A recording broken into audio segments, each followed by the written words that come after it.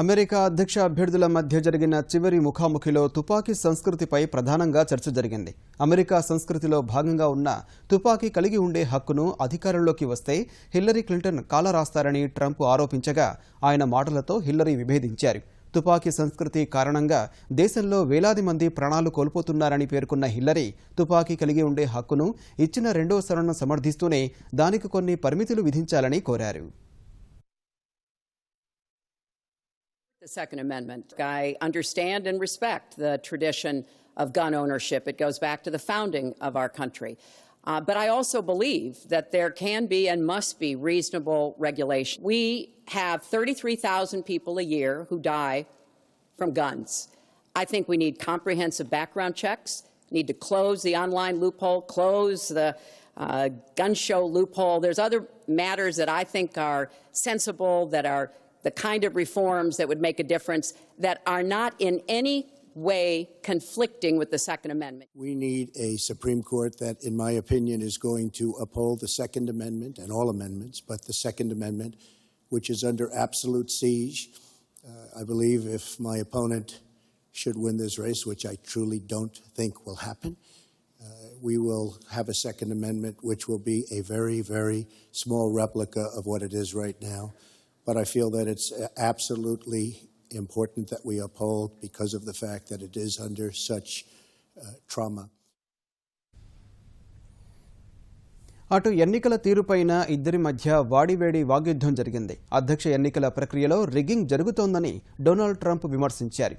America మీడియాపైన విరుచుకుపడిన Trump ఓటర్ల మెదడును కలుషితం చేస్తుందని మండిపడ్డారు. ఈమెయిల్ అక్రమాల ప్రకారం హిల్లరీ క్లింటన్ను అధ్యక్ష ఎన్నికల్లో ఏమాత్రం అనుమతించరాదని అన్నారు. ఈ ఆరోపణలను తిప్పికొట్టిన హిల్లరీ ఎన్నికల్లో ఓటమి పాలవుతానని నిస్పృహతోనే ట్రంప్ ఇలా మాట్లాడుతున్నారని విమర్శించారు. Look at it at the time. I'm not looking at anything now. I'll look at it at the time. What I've seen is so bad. First of all, the media is so dishonest and so corrupt, and the pile-on is so amazing. The New York Times actually wrote an article about it that they don't even care. It's so dishonest, and they've poisoned the minds of the voters. But unfortunately for them, I think the voters are seeing through it. I think they're going to see through it. We'll find out on November 8th, but I think they're going to see through it. She's guilty of a very, very serious crime. She should not be allowed to run. And just in that respect, I say it's rigged. She should never have been allowed to run for the presidency based on what she did with emails and so many other things. Every time Donald thinks things are not going in his direction, he claims whatever it is rigged against him.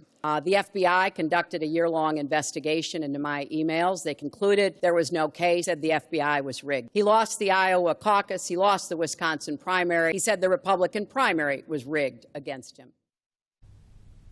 Donald Trump తమతో అసభ్యంగా ప్రవర్తించారంటూ ఇటీవల కొందరు మహిళలు చేసిన ఆరోపణలు కూడా అధ్యక్ష అభ్యర్థుల ఆఖరి విడత ముఖాముఖిలో మాటల యుద్ధానికి దారితీశాయి. వారెవరో తనకు తెలియదన్న ట్రంప్ హిల్లరీ వర్గానికి చెందిన వారే ఇలా అసత్య ఆరోపణలు చేస్తున్నారని విమర్శించారు. మహిళలను అగౌరవపరచడం ట్రంప్ లక్షణమని హిల్లరీ దుయ్యబట్టారు.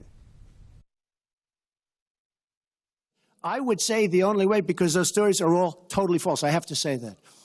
And I didn't even apologize to my wife, who's sitting right here, because I didn't do anything. I didn't know any of these women. I didn't see these women. These women, the woman on the plane, the woman, I think they want either fame or her campaign did it. And I think it's her campaign.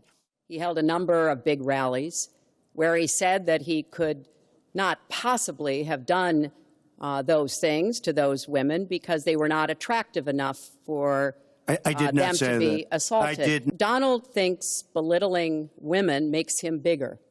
He goes after their dignity, their self-worth,